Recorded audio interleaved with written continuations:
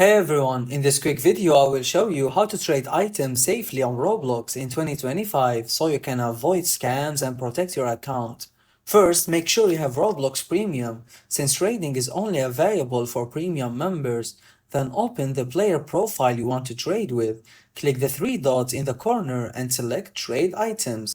Always trade directly through the official Roblox system, never through third-party sites or private messages. In the trade window, you can add items, Robux, and the other player will do the same. Double check every item, the total value before confirming. A good habit is to use Roblox value tracker to compare items who don't get tricked into unfair trades if it probably is.